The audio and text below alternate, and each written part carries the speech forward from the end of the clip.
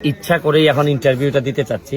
তোমরা তো আর আমারে বলো নাই, ইন্টারভিউটা দিতে চাই এই কারণে। দেখো যে আমি খুবই ভাগ্যবান যে এমন একটা এলাকার এমপি হয়েছি। আমার পেছনটা যেরকম সুন্দর দেখা যাচ্ছে, ঠিক পুরো এলাকাটাই কিন্তু এরকম একটা সুন্দর জায়গা। তো আমার ঘাম ফেলানোর কারণে যদি একটা এলাকা আরো বেশি সুন্দর হয়, আর এই সুন্দরটা যদি আমি সকলের মাঝে, বাংলাদেশের সবার মাঝে ছড়াই দিতে পারি, তাদেরকে নিয়ে এসে যদি আমি এই সৌন্দর্য দেখাইতে পারি, তাতে যদি আমার এলাকার মানুষের অর্থনীতিতে একটা ভূমিকা রাখে, এলাকার মানুষের যদি ইনকাম বাড়ে, তাহলে এই এমপি হিসাবে এটা আমার সফলতা। আপনি দেখেন যে এই জায়গাটা আপনারা তো দেখছেন যে আমরা মেইন রোড থেকে প্রায় 5 কিলোমিটারের মতো মনে হয় আইছি।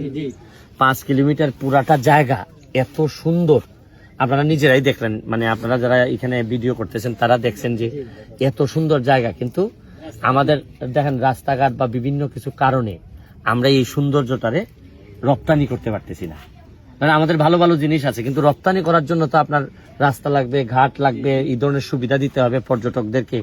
এইভাবে আপনারা জানেন একটার পর একটা আমি এই যাত্রী ছাউনিগুলা বানাচ্ছি। আপনারা দেখছেন যে চণ্ডীচড়া চা বাগানের মধ্যে এই রাস্তাটা আমরা কিন্তু দেখেন আগামীকালকে মিনিমাম, আমার একটা বিশ্বাস যে এই যে ঈদের দিনে আপনি লক্ষাধিক মানুষ পাবেন যে আমাদের এখানে আসতেছে নতুন করে এই সোনারগড়টারে দেখার জন্য, মাধবপুরকে দেখার জন্য। তাই এইটা নিয়ে আমি আপনারা বলতে চাই কি, যারা এই ভিডিওটা দেখতেছেন, মাটির দাম কিন্তু মাটির কারণে বাড়ে না, মানুষের কারণে বাড়ে।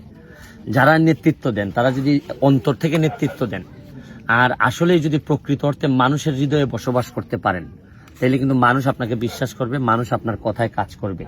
এই যে আপনারা সহ আমরা আমি মনে করি শুধু আমি এমপি হিসাবে কাজ করতেছি তা না, আপনারা প্রতিটা ইউটিউবার বলেন বা যারা ফেসবুক নিয়ে কাজ করেন, তারাও কিন্তু এখন মোটামুটি আমাদের সোনারঘাটের উন্নয়ন, মাধবপুরের উন্নয়নের সাথে জড়াই গেছেন। আপনারা যতই এখান থেকে ইনকাম করেন না, কিন্তু আপনারা কিন্তু এলাকার প্রতি একটা মহব্বত আপনাদের চলে আসছে। আপনারা কিন্তু চাচ্ছেন যে এলাকাটা আরো বড় হোক, এবং আরো একটা ভালো জিনিস দেখেন, এই যে